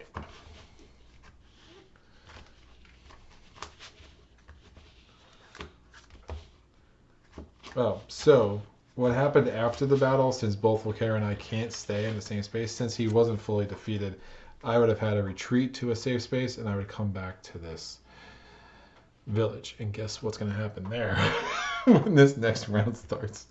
All right, I'm going to reset all my things. We're going to take the night things. I'm going to take the first one because I want to go first, so I'm going to keep those tokens in that order. I draw 7 cards. Yeah, I already did that. 7 cards. 1, 2, 3, 4, 5, 6, 7. Great. And then I'm going to pillage the village. 1, 2. I'm going to now, on my turn, move to, I need to move 4.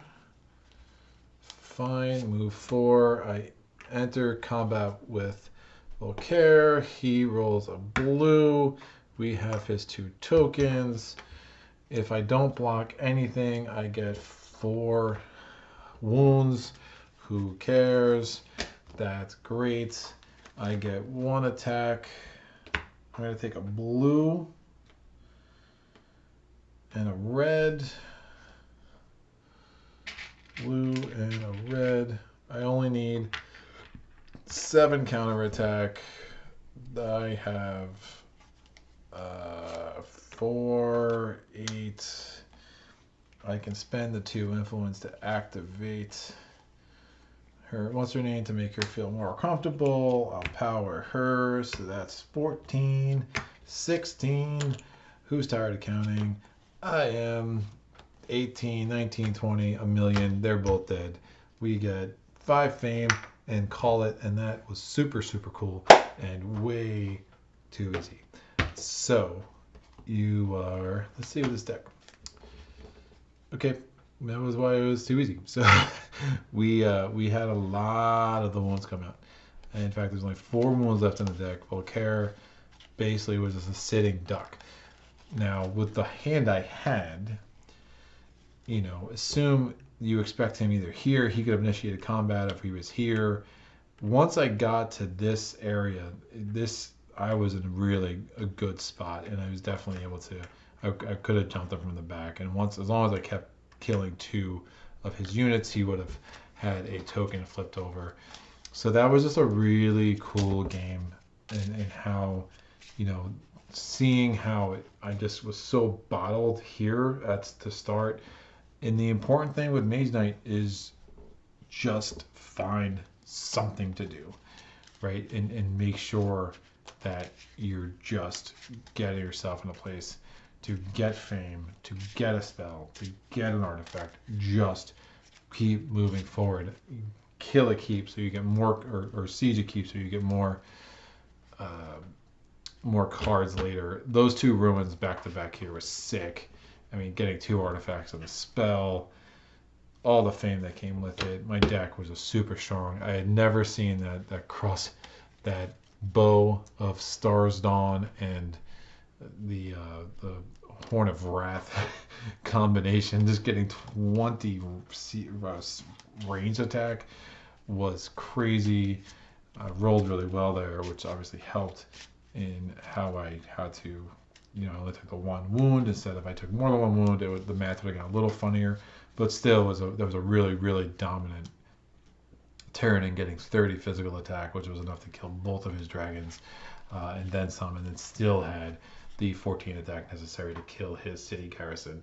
So once you come back and you bump up levels, I mean, this is where this showdown with Volkare gets even more interesting. The next recommended level is legendary, and that is a level 14 garrison. And I think I was going through that earlier. Level 14 garrison against Volkare is get my cheat sheet is 2 city garrisons, 3 Draconum, and 6 orcs. So you're basically trading. We did a level 10, which was 1 city garrison, 1 keep, 2 Draconum, and 5 orcs. You're basically trading 1 city garrison for 1 keep garrison for a city garrison, a dragon, and an orc. That's a pretty bananas trade, because just think about, again, you're sending out 11 tokens and trying to figure out how to manage those wounds, not get knocked out, and make sure that you still have some juice left after that first showdown. But that was cool. It was exciting. I haven't played too much with the tempo part. I have won on Legendary once, maybe twice. So I'm happy to do that on this channel. But maybe I'll start playing with the tempo and kind of see how that plays in real time for y'all. But that's it. That was a cool playthrough. I love seeing new combinations of cards. I still will always remember Braevalar as a dude with a really crappy miniature, but I guess he's got some cool cards. I just wish his miniature wasn't so damn crappy. But I'm sure there's one online I could buy for cheap if I really wanted to. That's, better than this garbage. But yeah, that was it.